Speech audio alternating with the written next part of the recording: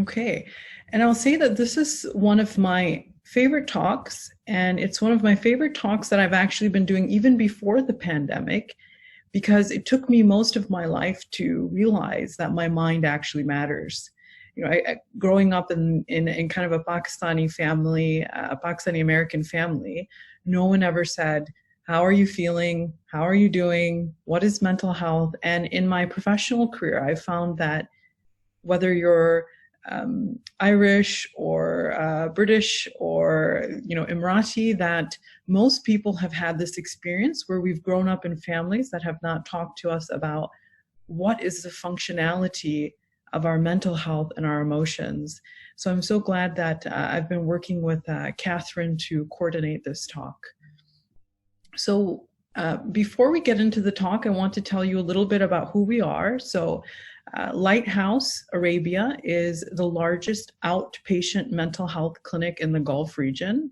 And I'll just say that we're going to have time at the end of today's webinar for Q&A, so save your questions towards the end. We are a team of about 30 clinical psychologists and psychiatrists, and we work in a range of mental health issues. We're 3 psychiatrists. So this is us. We're from all parts of the world. But just getting straight into it, today we're going to talk about why your mind matters, particularly during this time. What is mental health and how is it different from mental illness? And what are the difference between normal sadness and depression, healthy worry versus an anxiety disorder? And then what are some of the things that you can begin doing in your life today to have good mental health, but also to create resilience during these really uncertain times? And just some things you can do to support other people around you as well. So why is this exceptionally important during this time? We are in really unprecedented times. So there's no map for anyone that things could change so dramatically and suddenly, especially in organizations, whether it's on a leadership level, really on all levels. Everyone is learning how to navigate these quick changes as we go. And what I find is that we are really in collective crisis, and there's a collective grief response. We are grieving what life used to be in trying to find a new normal in our lives. So you can find people wanting to go work, like they're wanting to engage with their work the way they used to. So you may hear people saying, "Oh, I miss being able to do this," or being able to physically hold people or be near them, or people are feeling quite sad. And when we think about grief, it's going to come in really unpredictable waves. So as you're adjusting during this time, and things are changing so quickly every day, you may find that you have moments of feeling okay and moments of feeling hopeful, and other moments where there's hopelessness and helplessness and shock and denial. And I want you to know that during this time, that's actually quite expected to feel quite up and down. And that is really a grief response that we're having.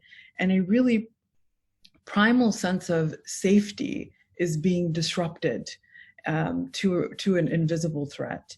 And all of these changes are happening upon an already existing epidemic of poor mental health. So that's really concerning for me. So what you can imagine is that even before this pandemic took place, we know that 1 in 4 people were struggling with their mental health. So that means a quarter of the people on your teams.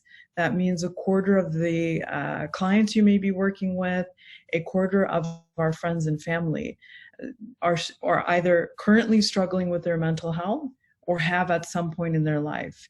And we know that this number is captured by the WHO, so World Health Organization, and it is captured by people who have eventually went to a professional. And we know that most people will actually never seek professional support when they're struggling with their mental health. And mental illnesses do not care. And what do I mean when I say mental illnesses? I mean depression, anxiety, and addiction, because those are the most common types of mental illnesses. But they do not discriminate if you are American or Lebanese or Indian, if you have 500 dirhams in your account or 5 million, these illnesses impact all of us equally. So I will often have clients say to me, but why am I feeling this way? I should be thankful for what I have.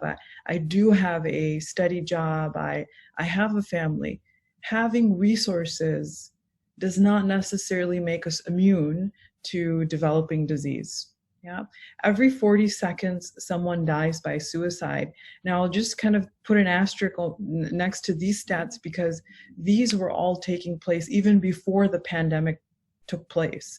And so we can imagine that there is a very high correlation between unemployment and poor mental health and even suicide rates. So we can imagine that these numbers are actually going to increase. And we know that more men will die by suicide than women. And that depression is the second most common illness of all illnesses, both mental and physical. And number one would be cardiovascular disease. Okay, so what does it mean to have a mental health problem? And so normally if I was with you in person, I would ask you, what do you think of when people say the word mental health or mental? And what you find is that it's actually quite a dirty word. Most people don't have a clear understanding of what we're saying when we say mental health. And what I mean by mental health is the health of your mind, the health of your thoughts, and your overall well-being. And that can also be the health of your relationships. And when you're thinking about mental health, it lives on a continuum, the same way our physical health does. So I want you to think about your physical health for a minute. Sometimes you can have very good physical health, meaning you're walking around right now, you're doing laps in your garden or your apartment, or you're eating nutritious meals, and maybe you're attending some online gym classes or watching YouTube videos, and you're feeling really good about your physical health. Right? You're taking your vitamins. And other days or weeks, you can have poor physical health, meaning because we cannot go outside, you're not moving as much. Perhaps your sleep is disrupted because there's worry, so there's sleep deprivation. Perhaps you have an upset stomach, or there are different things going on in your body. Maybe you're overeating or undereating, and you have poor physical health. Right? So our physical health is always changing on this continuum, day to day, week to week. Right? Our mental health is also the same. So sometimes we can have very good mental health, meaning you're feeling hopeful, optimistic, confident. You're feeling really connected to the people in your life. Maybe you're having a moment where you're thinking, I'm going to get through this. Like it's going to, things are going to get better. And there can even be a lot of moments of gratitude, of being able to spend more time with friends and family in a different way. You can have days, weeks, or hours in that space. And then you can also have days where you have poor mental health, where you're not feeling very optimistic, you're feeling very afraid or overwhelmed, and you're being really hard on yourself or self-critical, you're judging yourself, or perhaps you've lost someone, or you're missing someone, or you're very panicked about loved one's health, which is happening for most people right now. And you have more poor mental health that day, that week. So it's always shifting, right? And when I say mental health, it's not the same thing as mental illness, right? Every single person has mental health the same way every single person has physical health, right? So our mental health is always shifting on this continuum.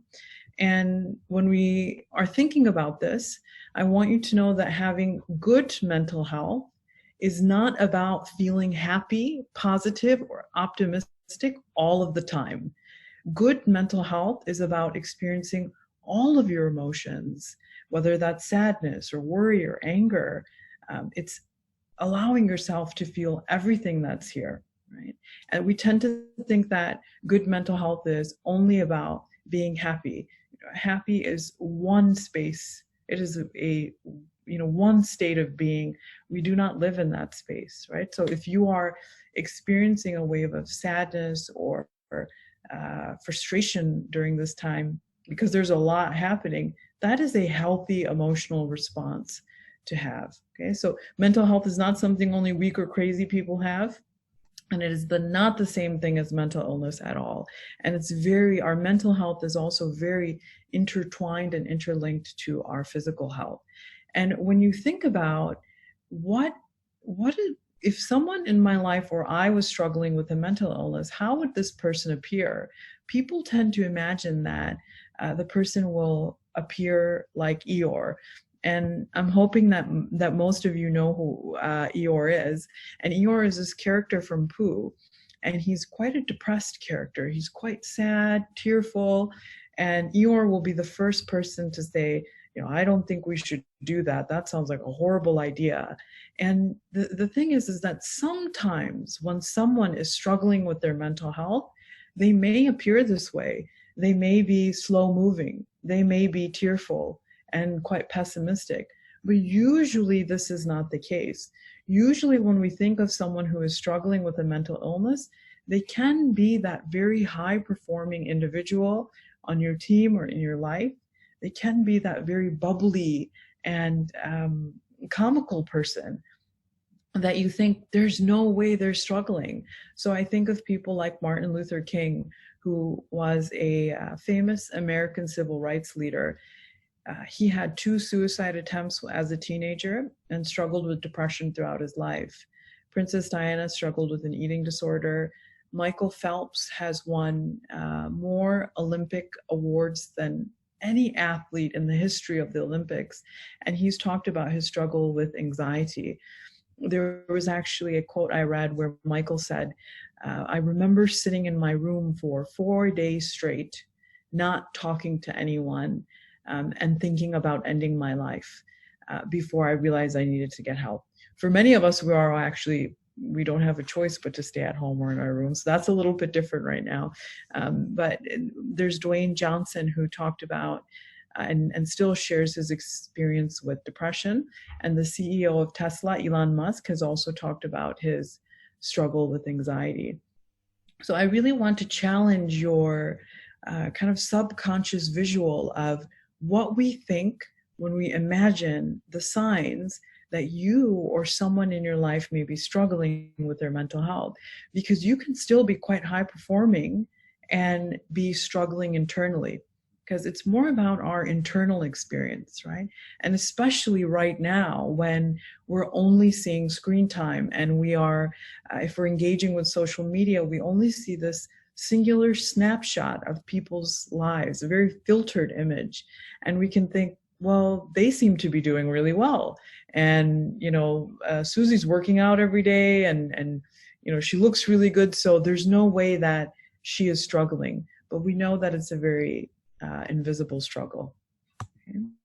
So how do we discern between someone who's having a few difficult days versus someone who begins to experience an actual mental illness? And the core definition of that is going to be that you're going to see major, significant, big changes to the way that someone is thinking, feeling, and behaving. So, and how they're thinking, feeling, and behaving is going to interrupt their functioning. So that may mean doing daily things in their life. It's going to interrupt their ability to work. It may disrupt their relationships. And it's not going to be just a few difficult days. It's going to be at least 2 weeks of most days feeling really overwhelming. So I want to give you an example, and I'm hoping that no one's name in the webinar is Johnson, because he will be my hypothetical person. So imagine that Johnson has been struggling for the last few weeks.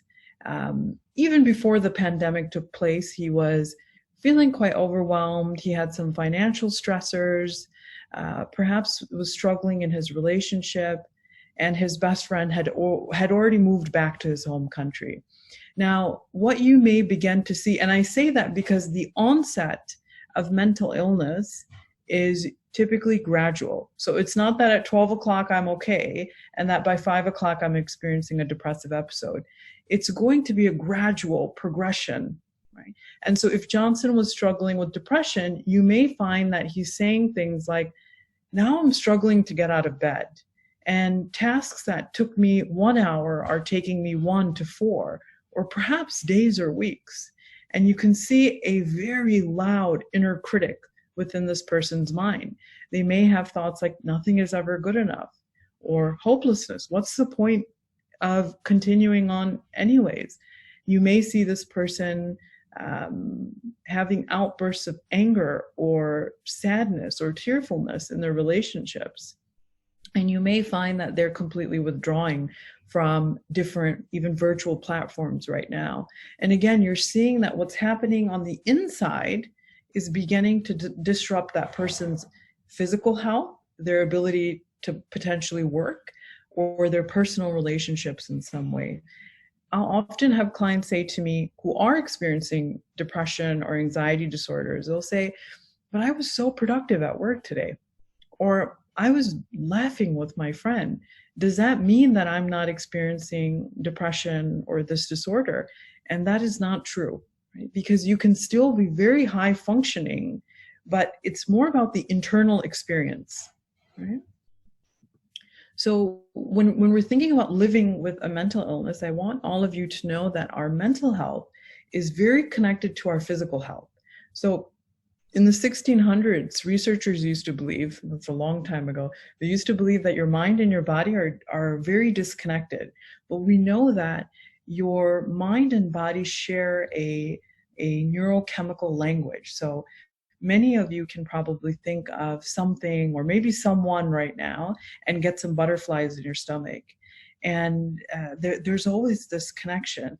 And what we find is that, and you can also probably think of a day where you've emotionally not been feeling well, and then your stomach gets upset or your body aches, or vice versa, if you are feeling physically unwell, or if you had, let's say, cold symptoms right now, you may find that it also really impacts your emotional health, where you're feeling anxious or sad or overwhelmed.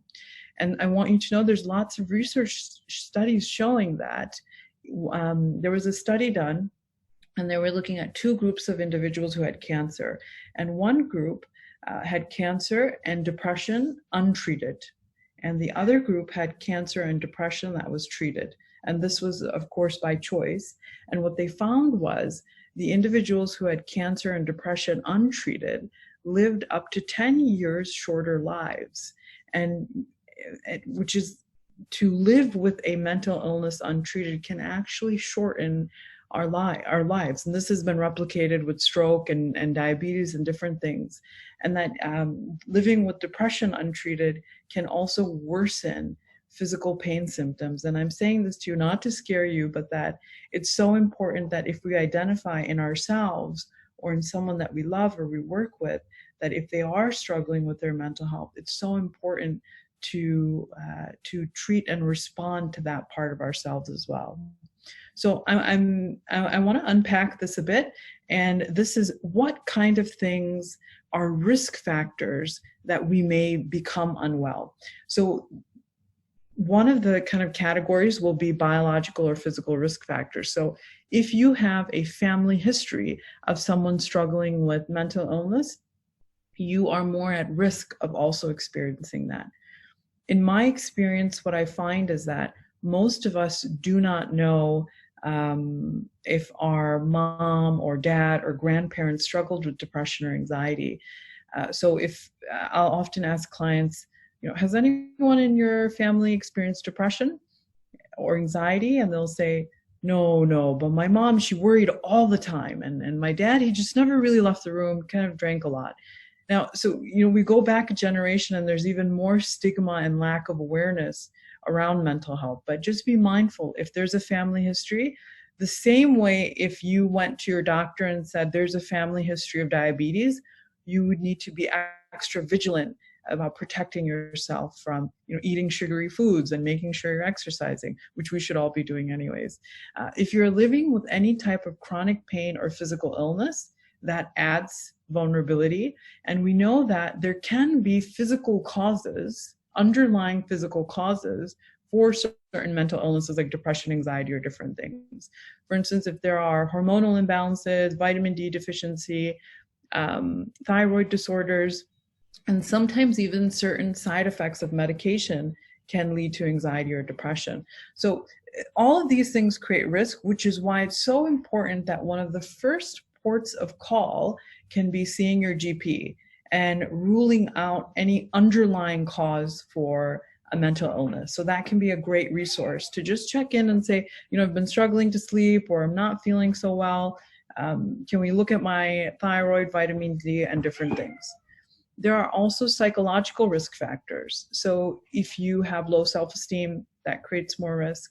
If you have a tendency of being very hard on yourself, that creates risk. If you are quite perfectionistic, and what I mean by the definition of perfectionism is not the same thing as healthy striving for excellence. So perfectionism, the kind of core definition will be, if I look, think, and work perfectly, I will avoid shame or criticism. And so when we are quite perfectionistic, I want you to imagine that fear is the kind of driving the car, as opposed to the values of we're going to do the best we can, through this time or on this project, right? So someone who's quite perfectionistic, the inner thoughts will be very fear-based. So if I have a project coming up, I may be thinking, well, what will everyone think if I don't do really well? Or I'm definitely going to get fired if I don't do a good job on this webinar. And you can imagine that operating from a place of fear, which many of us are quite panicked right now, is a risk factor, and it creates a lot of risk of becoming unwell. And that fear can actually lower it triggers a stress response that also lowers our immunity. Okay, so if you have a history of experiencing trauma or any type of childhood abuse, or as an adult, that also creates risk. And I'll say that I've had so many clients who have experienced trauma, kind of remembering those times and saying, I'm thinking so much about the time where I lost my job many years ago, or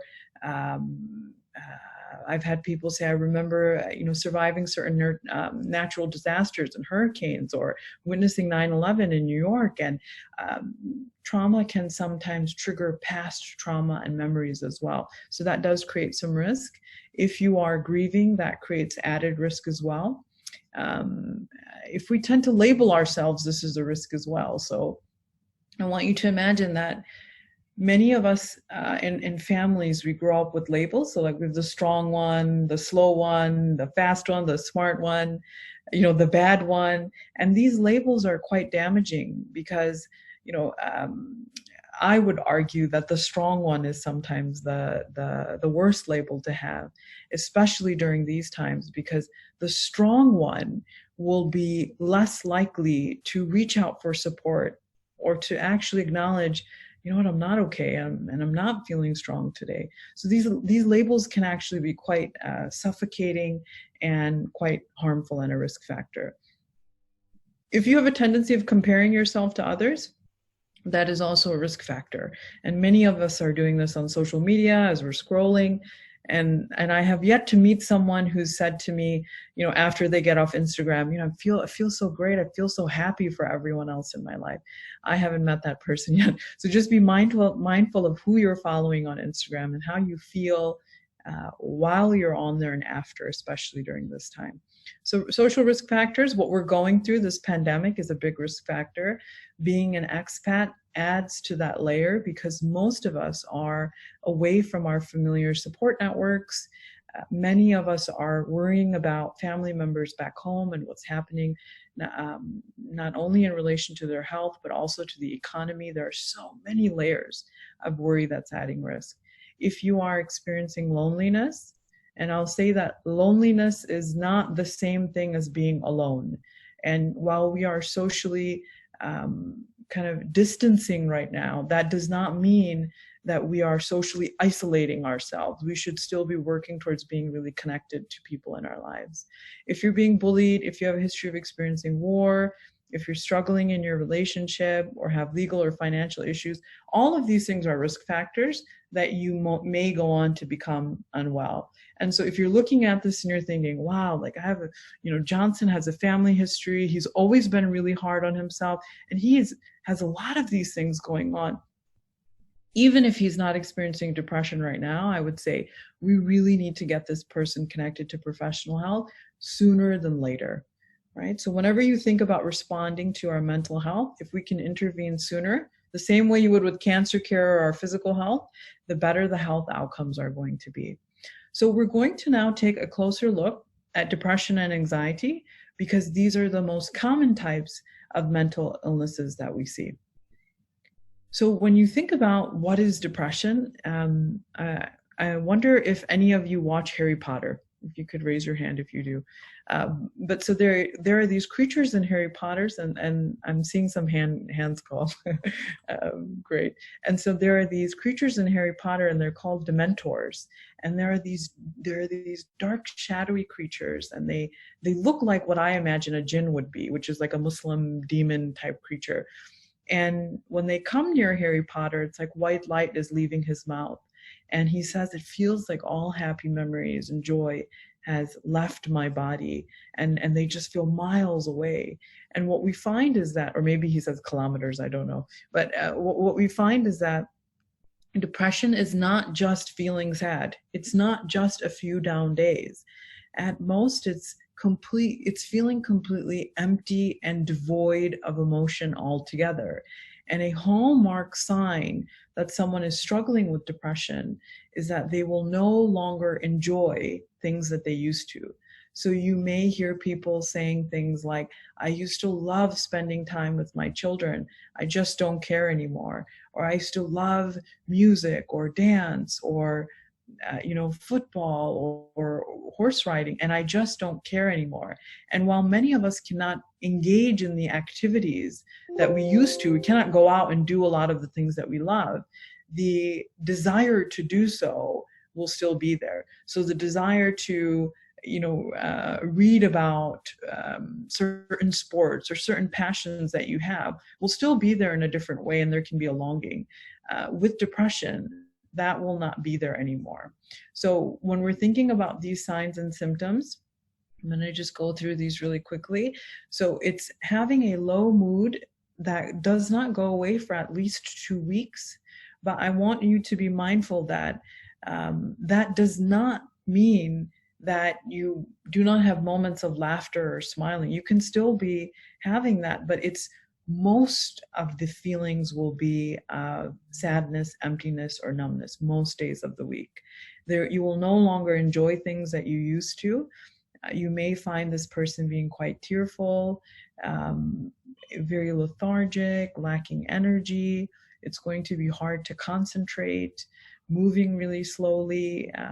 You may see changes in sleep. So this person may be oversleeping or undersleeping. They may be overeating to numb or not have any appetite at all. So you may notice weight gain or weight loss. And most commonly in teenagers and in men, what we'll find is irritability and anger, because those are often the most socially acceptable emotions for men to express. And there will be a very, very loud inner critic. So I describe it as being in an abusive relationship with yourself, where there can be an inner dialogue of feeling unworthy or not enough, or judging or scrutinizing what you did or what you didn't do. And lastly, you can see that so I want you to think about depression. There's mild, moderate, and severe. There's a range. And with more mild to moderate depression, you can see thoughts about death.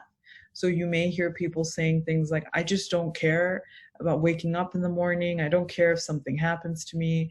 It wouldn't be the worst thing in the world. To more moderately severe to severe depression, you can find people saying things like, I'm planning to end my life. Right? And these are, anytime you hear people having thoughts of suicide, that is a big red flag that there is an underlying mental illness, and this person needs professional support.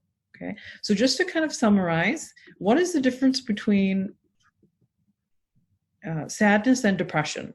So sadness, to especially during this time when there's so much change and transition happening and so much uncertainty in different levels.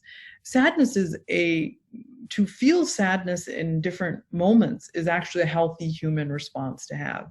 So, and it's brought on by the situation at hand. Now, typical sadness is going to kind of come in waves. And I know here it says it lasts a few days, but with how much is happening right now, it's understandable there's a collective grieving process, and it will come in waves. But you will see that with the sadness you experience, there will be minor changes to your thoughts, feelings, and behavior. So I'll give you an example. Let's say that I'm feeling a bit sad because I'm worrying about my family back in Michigan, which is a bit of a hot spot for the virus right now.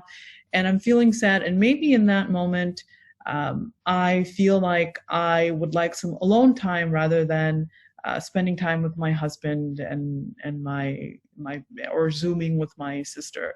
Now that's minor changes. It may be withdrawing a little bit, but I still may do some other things that I enjoy. I may watch Oprah videos. I may put some music on. I may actually begin to feel like myself again after 30 minutes or a few hours. I'll be able to bounce back from that emotion. And you will never, ever see suicidal thoughts or behaviors with normal sadness. Now, with depression, you will find that you're not enjoying things that used to bring pleasure to you. Even the small things can feel really exhausting and overwhelming. And you'll see those big changes to thoughts, feelings, and behaviors. So you'll begin to almost not feel like yourself for most days of the week. And now depression can last from 2 weeks, but it can go on for months and months, and untreated it can go on even for some people years. Depression can be triggered by something specific. So you can imagine that if someone has a history of depression before the pandemic took place, there is a huge risk that they may begin to experience a depressive episode right now, right? So again, excessive shame, guilt, and hopelessness in their inner thoughts, and you may see suicidal thoughts or behaviors. Right? So these are we're kind of leaving the depression section now, and we're going to talk about anxiety disorders. And before we talk about what an anxiety disorder is, I want to talk about what anxiety is. And anxiety is actually a healthy, adaptive human emotion that we all experience. If you say that you're never anxious, you're lying. and it also lives on a spectrum. So we can have more mild anxiety to more moderate anxiety, and the most severe type of anxiety would be a panic attack, which is a mental health crisis. And having some anxiety is actually very helpful. So if you weren't feeling a little bit fearful or anxious about what's happening with the pandemic, you may go outside and start shaking people's hands and hugging them. So a little bit of anxiety is actually helpful. Now, too much anxiety may mean that you're panicking, paralyzed, hoarding toilet paper, and we also don't want to be on that spectrum. Now, I want you to imagine that, for example, if there were a situation where you were having cold or flu-like symptoms and you thought, maybe I have the virus, it is very understandable that you are going to feel very anxious, right? Now, someone with an anxiety disorder, the level of fear and panic does not match the situation. So I want you to imagine that when you were logging into this webinar where I cannot see you, your level of anxiety was on the same level of you having cold or flu-like symptoms right now, right? So it doesn't match the situation. Or I'll have people say, I'm meeting a friend for coffee, but the level of fear felt like I was about to present to 1,000 people. And that is a hallmark sign that someone may be struggling with an anxiety disorder. So as we've said, anxiety is also extremely physical. So I want you to imagine that when we are afraid of a situation, and sometimes our body needs to be afraid of something. So for example, if a threatening individual came into your space right now, your body will go into something called fight or flight. And this is quite a primal space in our brain. It's kind of back here in our amygdala gets kind of triggered. And what happens is any physiological system in your body that is not needed to either fight the threat or to run away will become activated. So you do not need digestion, so stomach shuts down. You do not need your frontal lobe, this is where higher order strategic decision making happens. So this goes offline, and you'll see your heart start racing, and your heart is pumping blood to all of those larger muscles so that you can fight or run away, which is often why when we're really panicked, you'll experience tingling in your fingers or in your extremities, because the blood is moving away from these parts of your bodies, because you don't need to kind of feel things as you are getting ready to fight or flight. So this can actually be a very healthy response. But humans are the only creatures that kind of think their way into a panic. So having thoughts like we're never going to get out of lockdown, having a thought like that can actually induce panic, where you can see those physical symptoms. So how we think, or the frame of mind we have, or the story we're telling ourselves about what is happening, can actually take us into a space of panic, or can be a little bit more grounded. So being able to say that I don't know what is going to happen in 2 weeks, but I'm going to focus on day by day what I can do right now. Those two different frames of thoughts are going to make us feel physiologically very different as well. Okay, so just as a kind of overall summary, what is the difference between normal worry versus an anxiety disorder? Normal worry is a healthy, adaptive emotion to have. It's usually triggered by something specific in our life. So if something is happening, we're worried. Anxiety disorders are not necessarily triggered by something specific. So people can wake up with a general sense of dread and anxiety. And I will say that some of us may be experiencing that sometimes right now, where you're saying, I feel anxious and afraid because I actually do not know what to expect. I have to check the news and see, can I go out today? Or, what's happening with my work? Or can I go to work today? Now, that would be a healthy response to have, because it's also triggered by something specific.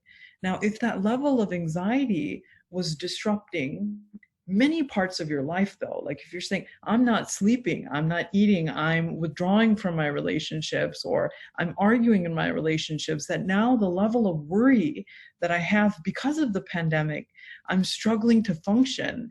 And it's not just 1 or 2 days, it's most days. That is a warning sign that either you or that person that you care for needs to seek professional support to start unpacking what is going on and how can we support them. And again, with anxiety, you're going to see a very, very loud inner critic, a lot of judgment. And you may see suicidal thoughts or behaviors, which is never a part of healthy worry or anxiety, okay? And just as we've said, the symptoms of anxiety are extremely physical. So you may see that pounding heart, blushing, dizziness, headaches, and very commonly we'll have people say, having IBS, or saying, I went to every doctor. They said there's nothing wrong with my stomach. They said I'm stressed. And that can be a response to anxiety. Because remember, when a threat comes in, your body says, we don't need anything. We don't need to digest anything, evacuate.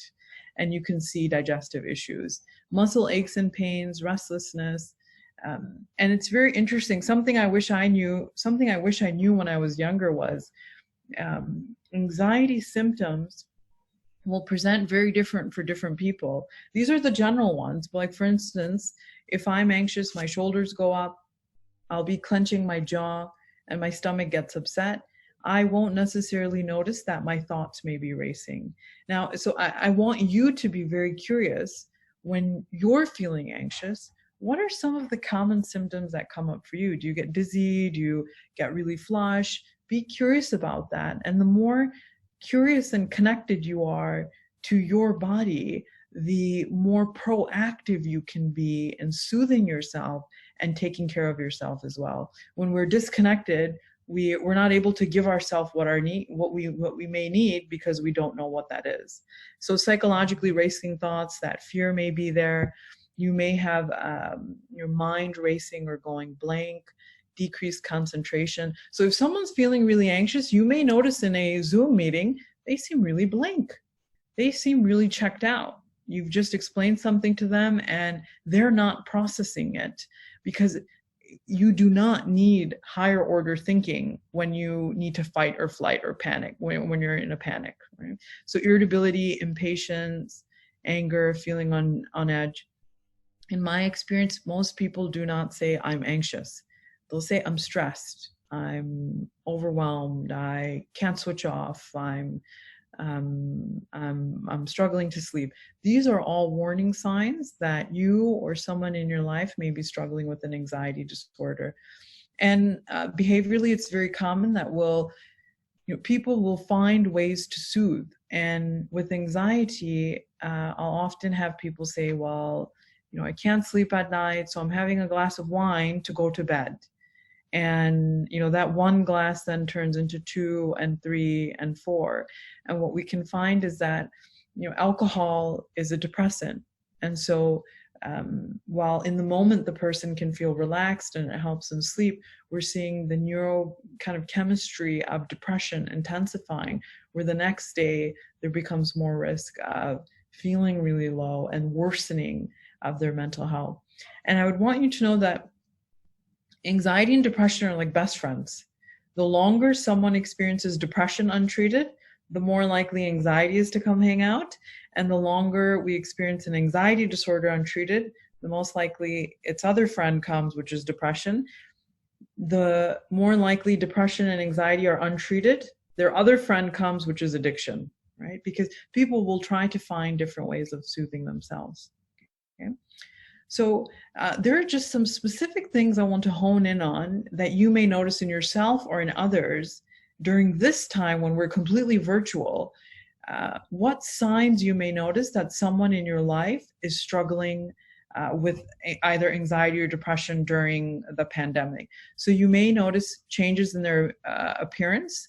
So if someone tends to look a certain way, and when you're Zooming with them or whatever platform you're using, they don't look like themselves, so their hair looks crazy if it doesn't usually look kind of, not crazy, but how it usually looks. Perhaps you're noticing changes in their hygiene or weight gain or weight loss. This may be a warning sign. And you may notice that their environment looks extremely chaotic. That may be a warning sign that they're struggling to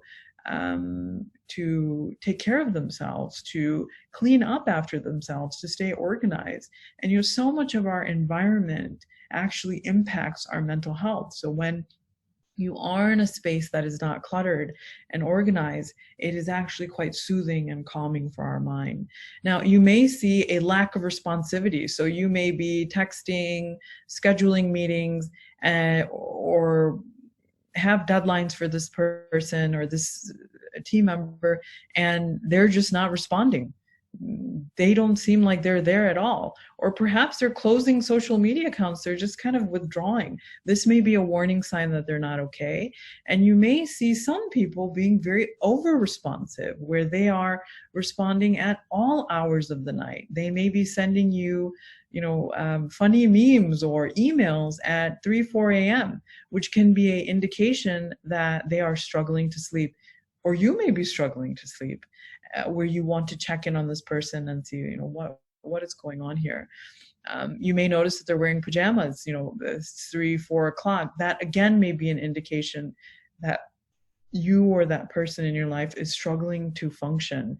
You may see more errors, tasks are taking much longer, and they may be quite doom and gloom. So every time you speak to them, or you may be feeling this way, where there's a lot of hopelessness about what's going to happen, there's a lot of helplessness, and that can be a warning sign that they're really, really struggling to make transitions in their life during these times. We've already talked about being checked out. And lastly, the most apparent one is they may actually be talking about it. They may be posting and saying, I am not okay. I am struggling. I am anxious. And again, those are all warning signs that someone in your life may not be okay, and you want to check in on them. So lastly, what we're doing on time. Okay, so I'll probably spend 5 minutes talking about this, and then we'll take question and answers. What are the things that you can begin doing to have good emotional hygiene? And when we think about some of these pillars that I want you to be practicing, is that when we think about having emotional resilience, there's so many things happening in our lives that we have no control over. And what we do have control over is how we respond, right? And how we choose to respond to a situation or an emotion is what can create resilience. And so I want you to be working on being hyper-focused on what you can control. So you may have waves of different emotions where you feel sad or angry or overwhelmed. It's healthy to allow yourself to feel those things, but it's very important that you're focusing on what you can control. So that means, what routine do I have in place? When am I waking up? Making sure you're getting dressed, you're not wearing pajamas all day. Making sure that you're focusing on getting some type of exercise, water, nutritious meals. How can I stay connected to the people in my life? What can I control today and in the next few days? And having that choice over how am I choosing to respond to the situation. There's a book I've been reading. Her name is Dr. Eva Eger, and she was a Holocaust survivor, and now she is a kind of counselor that specializes in crisis and trauma. And she was saying that in the crisis that she survived, that we had no choice, we had no control over anything that was going to happen to us, to our families. The only thing that we had choice over was, what are we putting in our mind about what is happening? Is it all doom or gloom? It's never going to get better. It's hopeless. I'm helpless. Or are we going to take this as an opportunity to connect to ourselves and our lives in different ways? And that doesn't mean that you should be optimistic 24/7. It means that you're allowing yourself to feel the difficult emotions, but also focusing on what you can control and finding different ways of making meaning of this very difficult situation. So anything that is good for our physical health is good for our mental health as well. So your foundation, your core foundation, is getting at least 7 hours of sleep. Right? So if you're not sleeping at least 7 hours, then your mental health and physical health will be quite disrupted. So focus on getting at least 7 hours of sleep. So that means getting blue light blocking glasses, or even on your screens, because that blue light is actually what tells surgeons, right? So they have it in the operating room. It indicates to surgeons you need to stay awake so you don't operate on the wrong foot or on the wrong, organ. So try getting some blue light blocking glasses and having a lot of hygiene around sleep, putting pajamas on, making sure you're only using the bed for sleep. These things will be important. Drinking enough water and making sure you're getting nutritious meals. That may seem very self-explanatory, but these are our pillar. So even when someone may start counseling and they say, I'm sleeping 2 to 3 hours a night, well, we need to get you sleeping so you also have the energy to do this work, because you can begin to see depressive symptoms and different things when someone's sleep deprived. It will be hard to concentrate and so on. So making sure you're getting some kind of physical exercise will be really important. And I think all of us are having to get, really creative about how we exercise. I saw on Dubai Eye a man, maybe you guys have seen this, he ran 100K in his garden. And I was like, wow. That may be a little bit extreme, but finding different ways of getting creative about exercise will be important. A lot of trainers are doing free videos, and there's online gyms that you can look at to make sure that you're still moving your body in some ways. Very important. It's also very important that if you are struggling with anxiety and you're feeling quite fearful, that you're limiting caffeine, because caffeine or tea is a stimulant. So it's actually going to exacerbate the symptoms of anxiety. So you want to limit that. And of course, you want to limit alcohol, especially if there's a history of depression, because that is going to create that chemistry of depression. It's also very important that you're limiting your relationship with the news. So if you're checking the news all of the time, that is going to induce fear and panic. So our best practice advice would be do not check the news first thing in the morning, and do not check it the first thing before bed. If you check it in the morning, it's going to shape your mindset. Maybe check it at like 11 or some point in the day, and try to limit your news sources to one local news station so you know what's changing in your environment, and one global news source like the World Health Organization so you know what's happening health related. It's also really important that you ask for what you need, right? And I always have people say to me, but why should I have to ask my partner that I need this? And, he should just know, or she should just know. It's so important that you ask for what you need in your relationships, both personal and professional. And you cannot know what you need unless you're checking in with yourself, right? So thinking about, what do I need today? Do I need alone time? Do I need a day off? Do I need to talk to someone? Do I need some type of support at work? I want you to be reflecting on, what do I need from myself today? And is there anything specific that I need from my partner, from my child, from my manager? And then being very explicit and saying, I need support in this way. Or even saying, I don't know what I need, but I'll get back to you when I do know. That's going to be very important.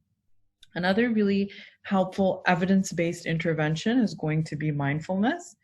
And when you think of mindfulness, it's a type of meditation. And when you think of meditation, I want you to think of the word sport. There's so many different types of sports. So when someone says I meditate, I'm always wondering, like, what kind of meditation are you doing? And mindfulness is one evidence-based type of meditation. And mindfulness is not a quiet mind. It's just having a tool to observe your thoughts and feelings, and choosing how to respond to them. Because our mind is a machine. It's constantly going. It's like, what now? What am I doing after? I'm thirsty. It's constantly going. Mindfulness is connecting with the observer part of your mind, the one who's kind of watching the thoughts and feelings, and then choosing how you respond to how you're feeling. So there's some really great apps like Calm and Headspace, and there's probably more that you guys know of that I would highly recommend you download and explore.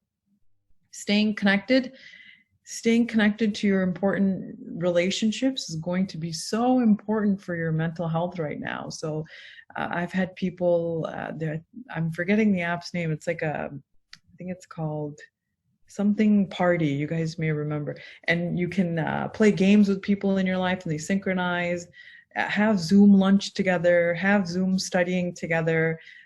Find creative ways to stay connected to the people in your lives. Call them. Again, we are socially distancing. We are not socially isolating. So staying connected is very important for your mental health as well.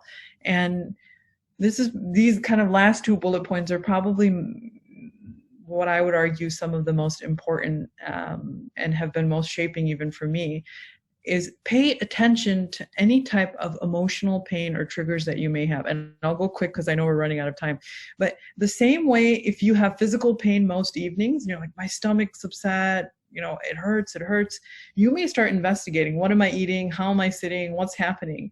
You may even go to a doctor and say, what's going on with my stomach? And it's so important that you also do this with emotional pain. If you often find yourself feeling incredibly hopeless, helpless, sad, resentful, then it's so important that you start investigating that emotion in the same way. We say, how often do I feel this? How long have I been feeling this way? And start processing that. And for many people, you may journal, you may talk to a trusted friend. And for many people, they may not have someone that can objectively take apart that emotion and understand it, which is where counseling can be so important. We are a kind of objective person taking apart what you're seeing. I love this little image here where there's the therapist kind of creating balls of yarns out of all of the different emotions. And I'll also say that if you find yourself being triggered, and what I mean by triggered is, imagine if my wrist was broken and, Catherine came along and she slapped my wrist. That wouldn't happen because we're not together, but someone hits your wrist and I say, ow, that hurts. She's triggered physical pain. That can also happen with emotional pain, right? Someone says something or does something or doesn't do something, and you see an outburst of anger or sadness. And that's a warning sign that you may be stockpiling or pushing down pain. So, and that can be a huge risk factor for having poor mental health. So start examining your emotions and creating space to feel everything that you are. And lastly, I'll say that when you are investigating these emotions, we know that the research tells us people only know 3 emotions: happy, sad, and angry. Those are not the only 3 emotions. So, take a picture of this, or I'll send this to you, or just Google Wheel of Emotion and start unpacking, what am I actually feeling? And this is going to build emotional intelligence and help you communicate to others how you're feeling. Okay, so I'm not going to talk about mental health first aid. I don't think we're running out of time here. I want to leave time for question and answers. So I'll leave you with, if actually I will go back to this. So if you are thinking of someone in your life right now that is struggling, these are some things I want you to try saying to them and things you want to avoid saying. So you want to use open-ended questions where you're being curious. How are you doing? I've noticed lately that you don't seem like yourself. How have things been for you? And you want to have empathy. And remember, with empathy, you're limiting it, trying to fix or solve. Listening is an intervention and it is a verb. So, that sounds really hard. I can't imagine what this is like for you. Would you be open to talking to a counselor or seeing your GP? Would you be open to, exploring this yoga session? You don't want to say things like that are closed. Are you okay? Most of us will say, yes, I'm okay, right? The closed-ended questions are also just not good for conversation. You don't want to say things like, you've got to get over this, stay positive. Empathy never, ever begins with at least, so you don't want to say things like, well, at least you have a house, and at least you're alive, or, at least you have a job. That is very dismissive and minimizing of someone's experience. You also don't want to say things like, stop being so negative, or you need to get out of it, right? These are not helpful responses. So let's take some questions now. Okay. So I realize we'll probably run out of time, but I'm going to go 5 minutes over just so we can answer some questions. One question is, if we realize we are suffering from poor mental health, where can we go to ask for help? So I would say, if you know that you're struggling, then there are different clinics that you can go to. There's a few different resources I'll recommend. So at the Lighthouse, you can go to lighthousearabia.com, and there will be a phone number that you can call, and then you'd get connected with the therapist. That's one option. For many people, there's also a emotional health during COVID support group that we have online. It's once every 2 weeks, and that is a free support group as well. So you want to see your GP, you want to go to a mental health clinic, which may be seeing a counselor. And for those who are struggling financially, we have a free support group that you can attend. Okay.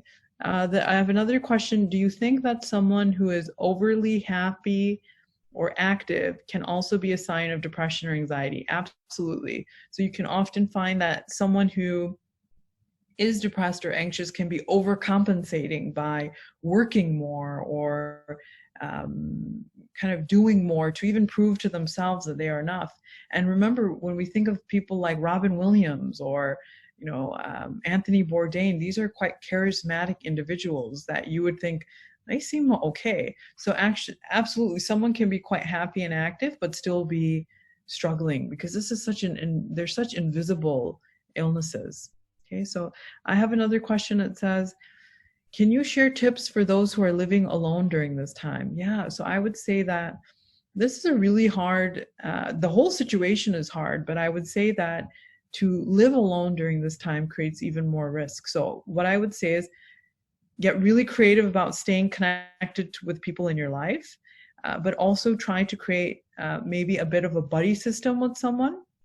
We're saying, you know, Susan, I'm going to check in with you at 3 o'clock every day. If you don't hear from me, call me. I've often had people who are living alone say things like, what if something happened to me? You know, who's going to check in on me? And there can be anxiety around that. So try having a buddy system where, you know, each day there's one person checking in on you that you are staying connected to. Ideally, someone in the same time zone as you.